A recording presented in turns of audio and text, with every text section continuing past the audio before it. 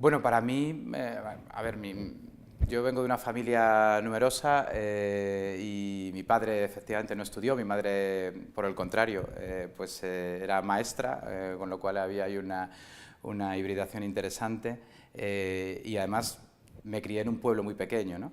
Yo creo que la innovación, sobre todo, es una respuesta a problemas, surge donde hay problemas y hay entornos que tienen muchos problemas y que no están, digamos, en el foco tradicional de los observadores de la innovación. Por eso en Cotec tenemos una visión muy ubicua de la cuestión.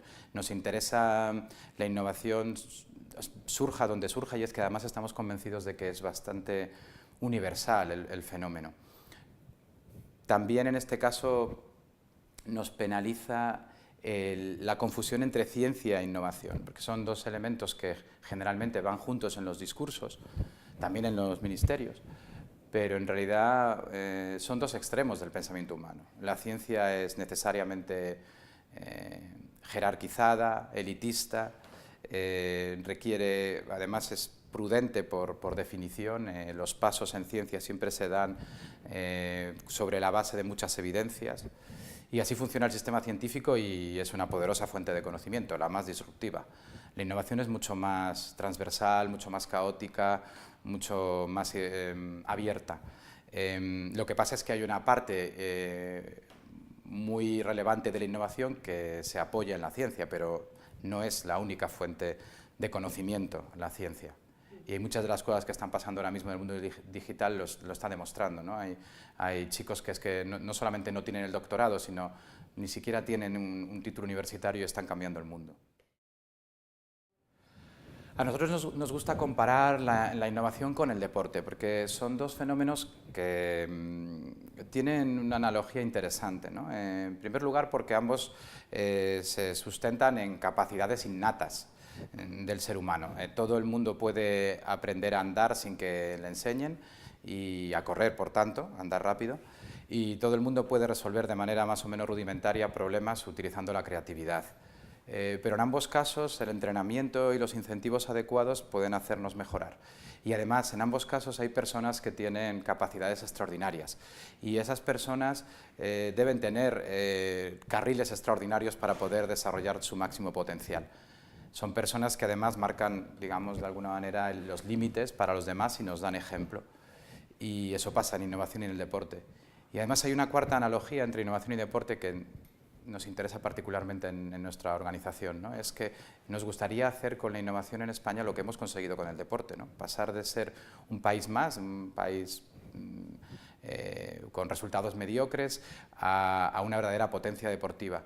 Y esto lo hemos logrado en poco menos de 30 años y lo hemos logrado fundamentalmente porque nos hemos creído capaces de hacerlo, ¿no? No hay nada en nuestros genes que nos haga mejores deportistas que los franceses o que los alemanes, ni nada en nuestros genes que nos haga menos innovadores que los coreanos o los israelíes, ¿no? Es el entorno lo que verdaderamente nos está condicionando para una cosa o para la otra. Si no tenemos a un tenista español entre los 10 primeros, también nos parece algo, digamos, anómalo. Sin embargo, pues todavía no vemos esa misma decepción cuando pensamos que el último Nobel español fue hace 40 y tantos años y ni siquiera desarrolló su carrera científica en España, ¿no? Me gustaría también que los españoles se sintieran igualmente dolidos cuando cada año en los premios Nobel aparecen personas de otras nacionalidades y, por desgracia, no españoles. Decimos que innovación es todo cambio basado en el conocimiento que genera valor. Todo cambio, no solo cambio tecnológico, todo conocimiento, no solo científico, y todo valor, no solo económico. Y además siempre hacemos énfasis en que esos tres elementos tienen que darse en el fenómeno para poderlo considerar innovador, porque la innovación es muy amplia, pero hay una serie de supuestos que no son innovación. Por ejemplo, no es innovación un cambio basado en el conocimiento que no genere valor. Nosotros a eso le llamamos ocurrencias, ¿no? Está muy bien, es parte de la jugada, si tú generas muchas ideas y la diversidad es fundamental para estos procesos, algunas no van a ser buenas. Está bien, pero hay que saber identificar pronto esas ocurrencias y no apostar por ellas, ¿no? Tampoco es innovación los cambios que aportan valor, pero que son fortuitos, que no están basados en el conocimiento. Estos cambios los anglosajones les llaman serendipias. Nosotros tenemos un término castizo que además parece que podría ser un calco de serendipia, que es chiripa. Y eso es importante. Todo el mundo sabe que a veces hay descubrimientos casuales o situaciones fortuitas que te favorecen, pero no puedes depender de ellas, ¿no? Hay que estar abierto a las serendipias, pero no puedes depender de ellas. Tampoco es innovación pues aquello que tiene valor y conocimiento, pero no supone un cambio, ¿no? Por ejemplo, las tradiciones. ¿Significa esto que tengamos que prescindir de las tradiciones? Pues no, lo que pasa es que no deberíamos limitarnos a ellas, ¿no? Por tanto, salvando esos tres fenómenos que no son innovación, o sea, ocurrencias, serendipias y tradiciones, pues nos queda un terreno muy amplio para estudiar. Porque normalmente los límites están más allá de lo que pensamos, pero no sabemos nunca cuánto de más allá están, ¿no? Y si tú quieres estar trabajando en innovación, tienes que asumir que vas a estar siempre cerca de los límites y que de hecho te vas a equivocar.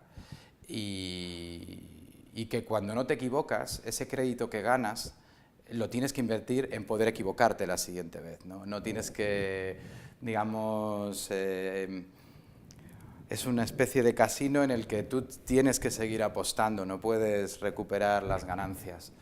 Sí, es evidente. Gestionar la incertidumbre prácticamente es obligatorio en los tiempos que vivimos, ¿no? Lo que no es posible es acertar siempre.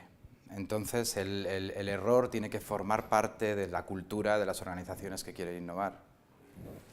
Es simplemente una cuestión de fallar rápido y fallar barato, y fallar a ser posible en las cosas en las que no te estás jugando tu futuro. Yo creo que es un gran activo que ahora tenemos que poner en valor, seguro, la ciencia.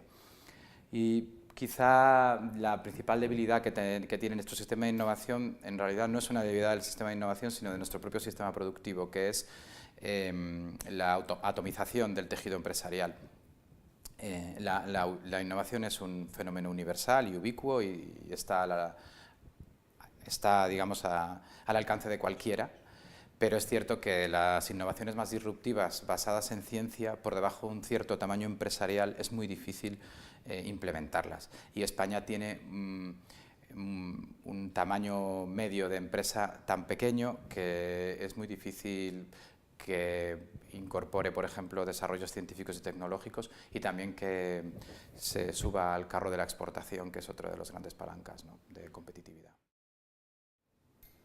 Bueno, es que ingenio es una palabra que tiene un montón de acepciones en castellano que yo reivindico y lo hago pensando además que a nuestro español más universal pues la etiqueta que tiene es de ingenioso hidalgo, ¿no? Que ingenio es una palabra que viene del argot militar. Un ingenio era originalmente una máquina de guerra y que luego se extiende a cualquier tipo de máquina. También en inglés tiene el mismo origen que engine, que máquina. Pero ingenio en español se utiliza también para hablar de personas que tienen un sentido del humor ágil, para personas especialmente creativas, o sea, son ingeniosos pues, Dalí, pero también Muchachada Nui. Pero hay otra de las acepciones del término que todavía me gusta más, ¿no? Y es la que habla de resolver problemas de manera eficiente y rápida. Porque es un punto más que la innovación, ¿no? La innovación sería una manera de resolver problemas eficiente, pero en el ingenio además se introduce el rasgo de rapidez, y en un mundo en el que las cosas son tan aceleradas, quizá deberíamos reivindicar nuestra capacidad de ser ingeniosos más que innovadores, ¿no? Y estamos viendo que algunos de los campeones digitales y de las empresas que crecen, lo que llamamos empresas gacela, ¿no?, empresas que crecen muy rápido, pues están desplegando ese tipo de capacidad de innovar rápidamente.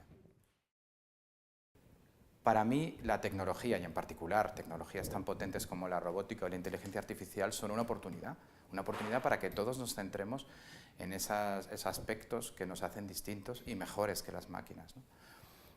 Esa es nuestra posición. Y ahora lo que estamos haciendo en Cotec es un trabajo de apelar a la clase política para que introduzca esto en su agenda, para que se hable de lo que verdaderamente importa, que es a qué nos deberíamos dedicar los humanos dentro de 40 o 50 años, ¿no? Y yo veo muchas oportunidades, yo soy muy optimista sobre el futuro de la humanidad en este sentido, pero también pienso que el escenario más favorable no va a llegar de manera casual. Hay que trabajar y hay que desarrollar políticas para que el mundo pues, sea un mundo en el que la tecnología nos haga más humanos y más iguales, ¿no? Definimos como inhumano en cada momento de la historia aquel trabajo, aquellas tareas que están superadas por las máquinas. Si nosotros ahora viéramos a un hombre cavar surcos con sus manos o lavar la ropa en el río, nos parecerían trabajos inhumanos, ¿no? Que no son dignos de nosotros, porque sabemos que hay máquinas que los pueden sustituir, o no sé, si ves a alguien arrastrar un peso, ¿no? En lugar de utilizar una rueda, ¿no? De esa misma manera, pues otras tecnologías cada vez más potentes, la tecnología es una caja de herramientas que se va ampliando y haciendo más poderosa cada día, pues todo aquello que puedan hacer las máquinas, nuestra propuesta es que lo hagan las máquinas, pero eso no nos va a hacer menos humanos, todo lo contrario, nos va a permitir enfocarnos en aquello que las máquinas nunca podrán hacer. Entonces, lo primero que habría que hacer es humanizar los puestos de trabajo, y eso significa sustituir por tecnología todas aquellas tareas que pueden hacer las máquinas. ¿Significa eso que van a desaparecer muchos puestos de trabajo? Pues no, porque hay muy pocos puestos de trabajo que sean 100% sustituibles. He puesto el ejemplo de uno que evidentemente lo es. Bueno, de todas las habilidades humanas que nos van a hacer distintos y mejores que las máquinas, yo creo que hay una que, por encima de la capacidad para resolver problemas creativas o trabajo en equipo o cualquiera de las otras habilidades que se consideran esencialmente humanas, hay una que a mí me interesa mucho más, que es la empatía, ¿no? Porque es una especie de... es un programa que tenemos insertado en nuestro cerebro para simular el cerebro del que tenemos enfrente. Es decir, saber lo que pasa por la cabeza de la persona con la que hablamos o con la que interactuamos es una gran ventaja para relacionarnos, y cuando creo que estamos todos de acuerdo en que cuando pues, intentamos interaccionar con un sistema de inteligencia artificial o con un robot, todavía echamos en falta eso. No sabemos perfectamente que es una máquina porque no nos sigue el rollo. Y yo creo que en la empatía están muchas claves para el futuro que tenemos que construir también, ¿no? Ponernos en el lugar de otro es esencial para llegar a acuerdos, por ejemplo. A acuerdos a pequeña escala y también a los acuerdos a gran escala que necesitamos como civilización, ¿no?